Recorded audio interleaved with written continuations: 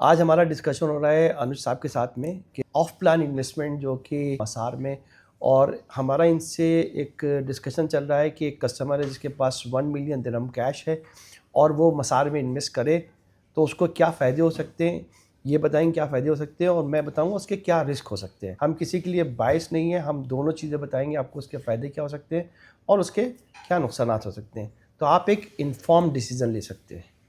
तो बिल्कुल नदीम भाई, एक इन्वेस्टर है जिसके पास एक 1 बेडरूम अपार्टमेंट है बिजनेस बे में, जो लगभग 10 साल पुरानी बिल्डिंग है। और उस अपार्टमेंट की कीमत एक समय में 6 लाख थी, जो डाउनटाउन में थी, और फिर वापस से वो मिलियन के करीब आ गई है। मेरा सजेशन क्लाइंट के लिए ये था कि ये मिलियन पे आपको 60,000 रेंट आता है, लगभग 10,000 मेंटेनेंस में जाता है, तो आप 5% की आरओआई बनाते हैं। करेक्ट। 5% से ज़्यादा उसमें चांसेस कम है। और जो मिलियन की प्रॉपर्टी है, जिस हिसाब की वो प्रॉपर्टी है, पुरानी प्रॉपर्टी है, वो 1.2 1.3 का शायद हो सकता है, मुझे मालूम नहीं, क्योंकि बहुत सारे नए प्रोजेक्ट आ रहे हैं। तो मेरा सजेशन ये है, इस प्लान को सेल करके, इसका पैसा लिक्विडेट करके कुछ ऐसे प्रोजेक्ट में डालो जिसमें चाहे वो दुबई हो चाहे शारजा हो। Sharjah because he lives close to Sharjah. The family of 4, husband wife और 2 बच्चे हैं। तो मेरा सजेशन उनके लिए ये है कि आप 4 बेडरूम इंडिपेंडेंट विला में इन्वेस्ट करें। उस प्रॉपर्टी का पेमेंट प्लान बहुत अच्छा है, 40-60%, 60% on the hand over and 40% in 3 years। 40% 3.5 years basically. तो आपका जो इन्वेस्टमेंट पोर्शन है, जो लिक्विडेट आप करेंगे, लगभग उसी हिसाब का पैसा आपका जाएगा। हो सकता है 2-3 लाख रुपए और आपको उसमें ड्यूरिंग द कंस्ट्रक्शन इन्वेस्ट करने पड़े। I am sure you being a business, क्योंकि आप बिजनेस करते हैं, तो इतना पैसा आप और एक्यूमुलेट कर सकते हैं 3-4 साल के होराइजन में, और आप इस प्रॉपर्टी को बाय कर सकते हैं। अगर ये पैसा मैं दुबई किसी में भी इन्वेस्टमेंट्स के लिए सोचूं, कोई भी प्लान है, कोई भी इन्वेस्टमेंट है, it requires lot of money with that kind of size. तो 4 बेडरूम इंडिपेंडेंट विला अगर हम मसार प्रोजेक्ट में देखें, जो एक गेटेड कम्युनिटी है, फॉरेस्ट कम्युनिटी है, it's like Barari of Dubai if I call it, correct. Because free hold property है। It's coming with government of Sharjah, Arada Masaar नाम है प्रोजेक्ट का। बड़ी बड़ी कम्युनिटी है। It's on Emirates road which has access to the new airport से around 30-35 minutes. So making a sense on investment with this project, because आपके पैसा limited है और आपको लाइफस्टाइल भी चाहिए। आने वाले समय में अगर आप आज रेंट पे रहते हैं, क्योंकि वो रेंट पे रहते हैं, in case he wants to move over 3.5 years into his own property, 4 bedroom for 4 members of family is good. Now मेरा जो मानना है, जो मुझे लगता है, जैसे दुबई ग्रो कर रहा है, ऐसे शारजा में भी बहुत डिमांड है। Now, considering the कि 3.5 years, the investment will appreciate, which is anywhere in UAE is appreciating 10-20% over a year.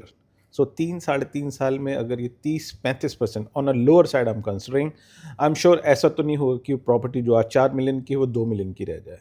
क्योंकि जिस हिसाब का डेवलपमेंट है दुबई का, जिस हिसाब से डिमांड और सप्लाई का मिसमैच है, लोग आके रहना चाह रहे हैं, लोग अपने घर खरीदना। अब जो 10 साल से किराया दे रहा है, वो कहीं ना कहीं रियलाइज़ कर रहा है कि मैं अगर यहीं रह रहा हूँ तो मैं लोन लेकर के अपनी बाकी ज़िंदगी अपनी प्रॉपर्टी क्यों ना बनाऊँ। इसलिए demand of Dubai properties have gone up. Correct. People are feeling कि क्यों मैं रेंट दूँ। हाँ, इनसिक्योरिटी सोच के लोग करते हैं कि हाँ मेरी शायद जॉब ना हो, मेरा बिजनेस ना हो, बट जिस तरीके से उन्होंने अपनी पूरी ज़िंदगी गुजारी है, धीरे धीरे लोगों का सेंटिमेंट और रेट ऑफ इंटरेस्ट भी आने वाले समय में, अगर मार्केट में देखें आप, कम होते जाएंगे, तो आपकी feasibility of buying the project, living in the property becomes easier.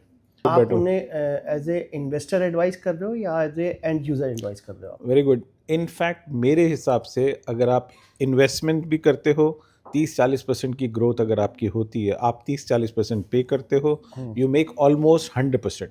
I am saying in a worst situation where the market does not grow at all, आपकी प्रॉपर्टी की वैल्यू 4 रह जाती है, तो आप उस प्रॉपर्टी में खुद भी जाके रह सकते हो। 60% getting a finance at that time makes easy life for you to live the life style you want it in Dubai. अब यहीं पे चैलेंज आ रहा है, क्योंकि जो कस्टमर है, आपने बताया कि उसके 2 बच्चे हैं और वो ऑलरेडी एस्टेब्लिश है, यहाँ पे रह रहा है काफ़ी टाइम से।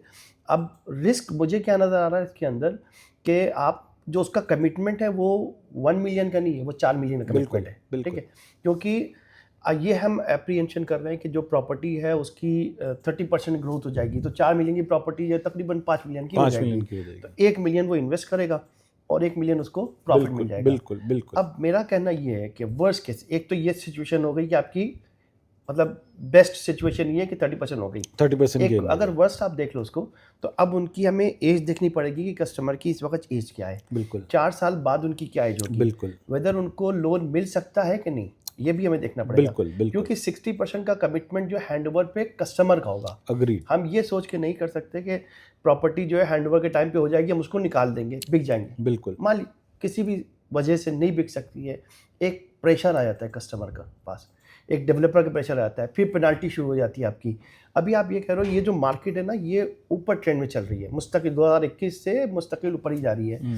और जहाँ तक दुबई और शारजा की बात है, दुबई ऑलरेडी इस्टेब्लिश हो गया है। दुबई में बहुत सारी कम्युनिटीज़ ऑलरेडी डेवलप हो चुकी हैं। शारजा में अरादा की ये पहली कम्युनिटी थी, अरादा मसार 1, देन मसार 2 किया, सक्सेसफुल रहा। सारे स्टेट जो हैं यूएई के वो डेवलप कर रहे हैं, चाहे वो रास अल खैमा हो, अबू धाबी हो, शारजा हो, अजमान हो, इवन वहाँ भी डेवलपमेंट हो रहा है। लेकिन एक मिलियन के यानी कि बैलेंस पे आपके फंड पे 4 मिलियन का कमिटमेंट है। अग्रीड। हाँ, 1 मिलियन पे 4 मिलियन का कमिटमेंट जो है, मेरे हिसाब से अगर 10% एवरेज भी ग्रो कर रहा है तो 30% 40% 4 साल में ग्रो कर गया। Now at the time of handover client has easily made 100%। Now will take another reverse situation where there is no growth at all. हम दो ही चीज़ होंगी, या तो ग्रोथ होगी या ग्रोथ नहीं होगी। तो हम we are not talking about the backward integration of property value getting devalued because हमारे इन्वेस्टमेंट्स कोई भी हैं प्रॉपर्टी के दुबई में किस लिए बढ़ रहे हैं? बिकॉज लोगों का सेंटिमेंट बढ़ रहा है, लोगों को safety, security, golden visa, all these benefits are making them understand to invest in Dubai, coming to Dubai. Dubai एक नाम है, शारजा बिकॉज शारजा में most of the population lives in Sharjah, they work in Dubai. तो उधर अभी शुरू हुआ है, जहाँ पे मुझे उम्मीद है कि वो 30-40% ग्रोथ आएगा।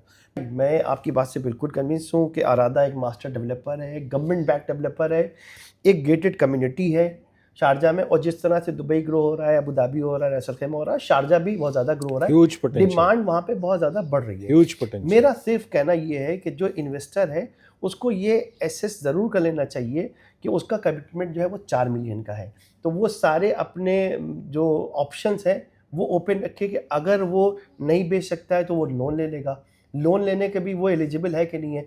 अगर वो लोन नहीं ले सकता है तो क्या वो प्रॉपर्टी अपने बेटे के नाम में या बेटी के नाम में शिफ्ट कर सकता है, ताकि उसकी जगह उसका बेटा जो है जिसकी एज कम है वो लोन ले ले हायर पे।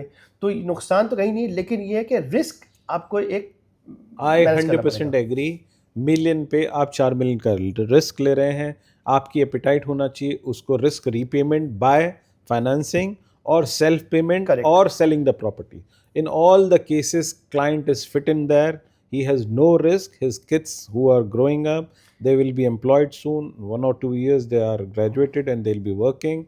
In worst situation, he can repay that 3 million which he has savings in other part of the world, bring in Dubai, sell it, and then can live. this is the best option This is the to best. sell off Why? his property, because he's only getting 5% here and the property appreciation is Expected. no here. In this in the existing investment, property, there is no business property gain, or capital gain appreciation. So there is only a ROI he is of getting 5%. Yeah. of 5%. So better that he book this profit, sell this property, and invest in Masar, where the best thing in Masar is a 40-60 payment plan. That's if it was wow. 60-40, then it would be different. Because but the payment commitment is more. Yeah. So I think the conclusion is the client could reinvest in a project where we have a chance of growth of 30%. We are expecting 30 to 40%. Considering what we have seen in Dubai, Sharjah is also expected to grow with the gated community, with the government developer Arada. So a lot of plus points are there. Yeah. Government back developer, gated community, and it's a villa and townhouses, not apartment. It's not an apartment. Right? True. This is also very true, because villas and villas and townhouses are limited in supply. Absolutely. Right. Absolutely. So this is also a safe, investment. 100%. So considering all these points, it is better to sell off the existing property where you are only getting 5% ROI. Take out this money and invest with this 40-60 payment plan. 46. And also, if as we discussed about the pros and cons, we talked about the risk. The worst is he has to himself go and live there. Correct. Now he's currently paying 100,000 dirham as a rent yearly, which is not going anywhere in his pocket.